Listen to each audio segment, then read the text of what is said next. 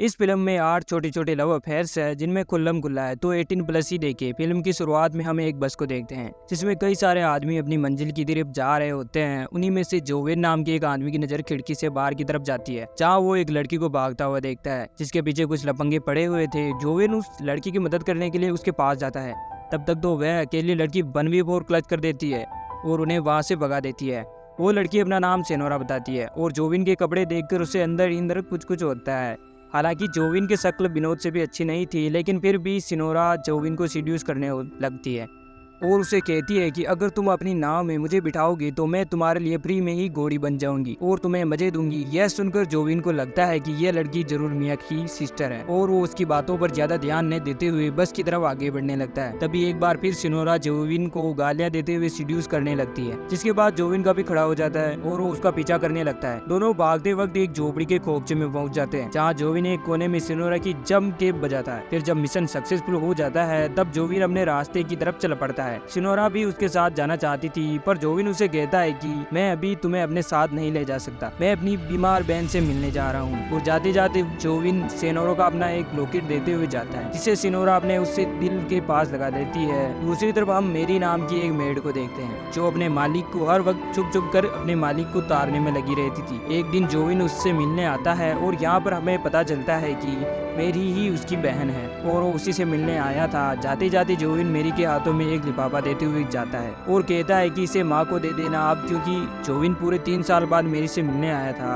और बिना चाय पीनी पिए ही जा रहा था, तो मेरी उसे रोकने के लिए कहती है। दोनों पार्क में बैठकर धुआंबाजी करने लगते हैं। उसी दौरान जोविन खुले गार्डन में ही प्रकृति का मजा लेते हुए मेरी के साथ अपनी रेलगाड़ी चलाने की कोशिश करता है, लेकिन मेरी साफ साफ मना कर देती है। लेकिन जोविन हार मानने वालों से नहीं था, वो जबरदस्ती ही मेरी के साथ शुरू हो जाता है। पहले तो मेरी भी जम के विरोध करती है, लेकिन कुछ देर बाद वो जोविन की धुआंधार फायरिंग को झेल लेती है और वो खुद को छोटा समझ ही लेती है। पानी बहने के बाद मेरी को गिल्टी फील होने लगता है। वो जोविन से कहती है कि अगर इस बारे में किसी को पता चल गया तो बहुत ही बुरा होगा, लेकिन जोविन को इन सब बातों से कोई लेना देना नहीं। वो तो मेरी के साथ दूसरे राउंड की तैयारी में लग जाता है। फिर मेरी जिस घर में काम करती थी उस घर के मालिक का नाम था डेविड। फिर कुछ देर बाद घर की सफाई करते वक्त मेरी को डेविड और उसकी किसी लड़की के साथ कुछ फोटोज मिलती है। वो उनमें से एक फोटोज अपने जेब में घुसा लेती है। नहाने के तुरंत बाद डेविड को ऑरेंज जूस पीने की आदत थी, पर आज घर में कहीं भी मेरी दिखाई नहीं दे रही थी, इसलिए डेविड खुद उठकर किचन में जूस लेने जाता है और किचन में जाते ही वो देखता है कि उसकी ग्रांड माँ अपने पलटन के साथ दोपहर को होने वाली पार्टी की तैयारी में लगी हुई है। दोपहर की उस पार्टी में कई सारे मशहूर लोग आए हुए थे।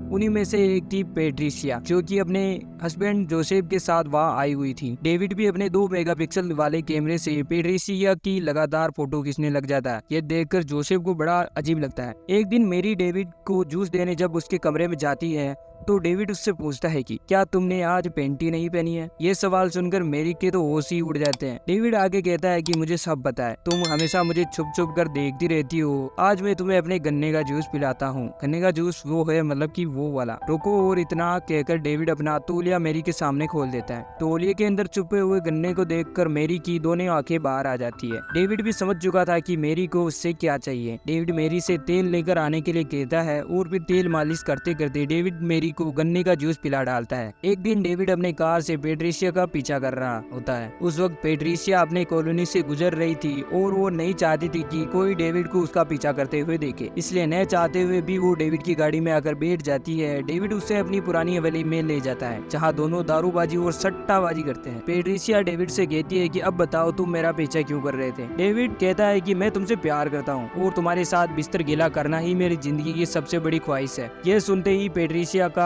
बुरा हाल हो जाता है। तभी उसके फोन की घंटी बजने लगती है। पेट्रिशिया को किसी नए नंबर से किसी ने कॉल किया था। ये देखकर डेविड तुरंत उसके फोन को जीपीएस ऑफ कर देता है और पेट्रिशिया से कहता है कि इसे ऑफ ही रखना, वरना तुम्हारा हस्बैंड तुम्हें ट्रेस करते हुए यहाँ आ जाएगा। पर अभी भी इधर पेट्रिशिया की हंसी नहीं रुक पा रही थी। वो डेविड से कहती है कि तब तो तुम रोज मेरे बारे में सोच कर हाथ गाड़ी चलाते होंगे। डेविड कहता है कि हाँ, मैं जब 9 साल का था तब से ही तुम्हें सोचकर हाथ गाड़ी चलाता आ रहा हूँ और मुझे यकीन नहीं होता है कि तुम मेरे सामने बैठी हो। पेट्रिशिया कहती है कि यकीन तो मुझे भी नहीं हो रहा है कि मैं यहाँ बैठकर तुम्हारी बातें सुन रही हूँ। डेविड पेट्रिशिया से उसके सेक्सुअल लाइफ के बारे में पूछता है। पेट्रिशिया कहती है कि सब ठीक ठाक ही चल रहा है। तो डेविड कहता है कि झूठ मत बोलो, मुझे पता है कि तुम्हारे बुढ़े हस्बैंड का खड़ा नहीं होता है।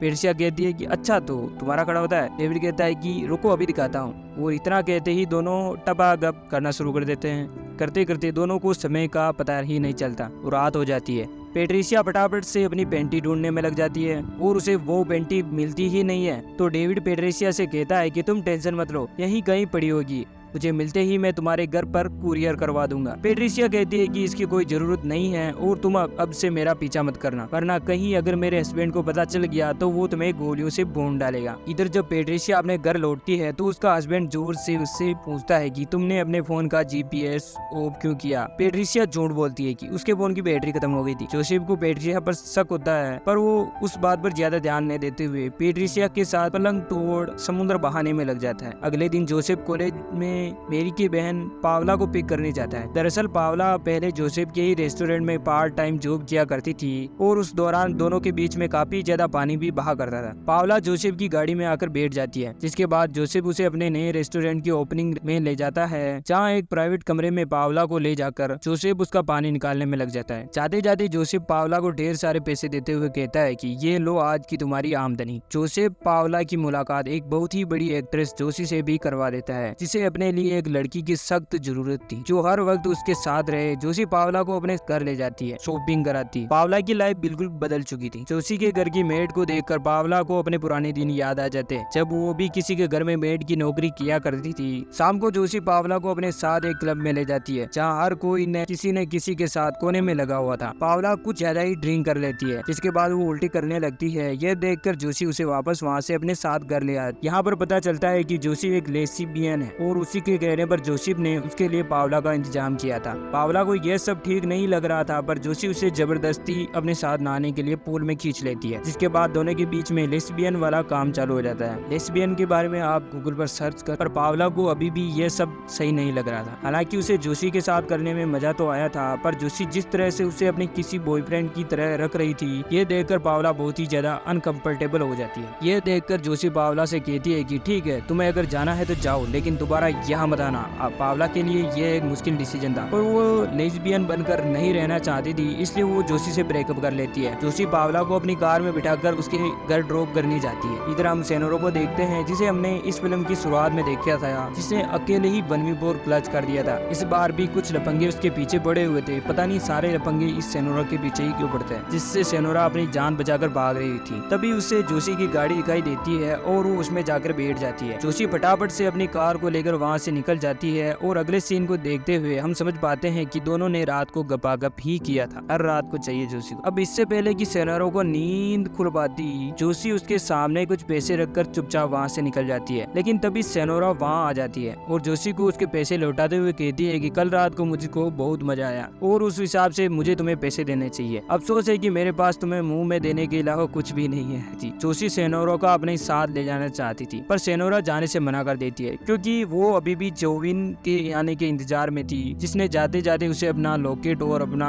पानी बाया था। तभी जोविन वहाँ पर आ जाता है, जो कि एक गुलाब का फूल लेकर आता है और सेनोरा को वहाँ से ले जाता है और कहानी यहीं पर खत्म हो जाती है। और जोशी जो होती है वो रो रही होती है, क्योंकि उसका जो हर रात का काम था वो करने वाला चला गया था। सब्सक्राइब कर देना।